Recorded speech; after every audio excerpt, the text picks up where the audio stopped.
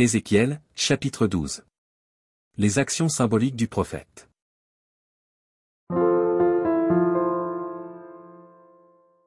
La parole de l'Éternel me fut adressée, en ces mots.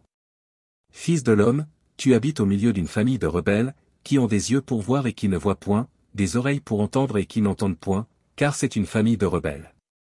Et toi, fils de l'homme, prépare tes effets de voyage, et pars de jour, sous leurs yeux. Pars, en leur présence, du lieu où tu es pour un autre lieu, peut-être verront-ils qu'ils sont une famille de rebelles. Sors tes effets comme des effets de voyage, de jour sous leurs yeux, et toi, par le soir, en leur présence, comme partent des exilés. Sous leurs yeux, tu perceras la muraille, et tu sortiras tes effets par là. Sous leurs yeux, tu les mettras sur ton épaule, tu les sortiras pendant l'obscurité, tu te couvriras le visage, et tu ne regarderas pas la terre, car je veux que tu sois un signe pour la maison d'Israël. Je fis ce qui m'avait été ordonné, je sortis de jour mes effets comme des effets de voyage, le soir je perçai la muraille avec la main, et je les sortis pendant l'obscurité et les mis sur mon épaule, en leur présence. Le matin, la parole de l'Éternel me fut adressée, en ces mots. Fils de l'homme, la maison d'Israël, cette famille de rebelles ne t'a-t-elle pas dit, que fais-tu?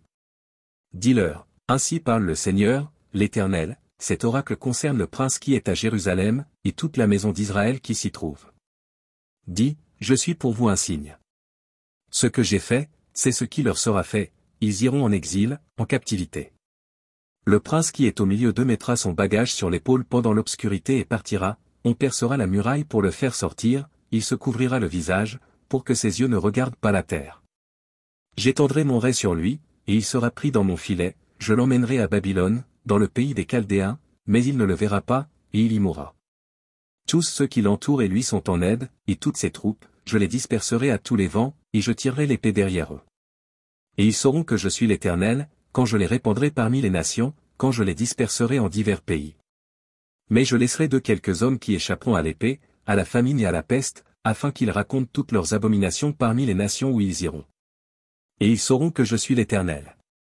La parole de l'Éternel me fut adressée, en ces mots. Fils de l'homme, tu mangeras ton pain avec tremblement, tu boiras ton eau avec inquiétude et angoisse.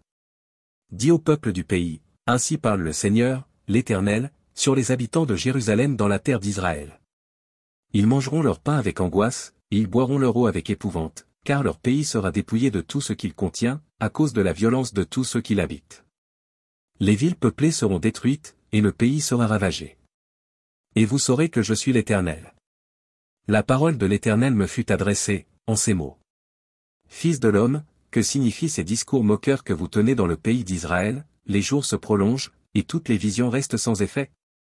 C'est pourquoi dis-leur, ainsi parle le Seigneur, l'Éternel, je ferai cesser ces discours moqueurs, on ne les tiendra plus en Israël. Dis-leur, au contraire, les jours approchent, et toutes les visions s'accompliront. Car il n'y aura plus de visions vaines, ni d'oracles trompeurs, au milieu de la maison d'Israël. Car moi, l'Éternel, je parlerai, ce que je dirai s'accomplira, et ne sera plus différé. Oui, de vos jours, famille de rebelles, je prononcerai une parole et je l'accomplirai, dit le Seigneur, l'Éternel. La parole de l'Éternel me fut adressée, en ces mots.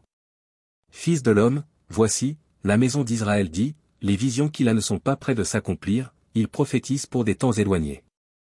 C'est pourquoi dis-leur, ainsi parle le Seigneur, l'Éternel, il n'y aura plus de délai dans l'accomplissement de mes paroles, la parole que je prononcerai s'accomplira, dit le Seigneur, l'Éternel.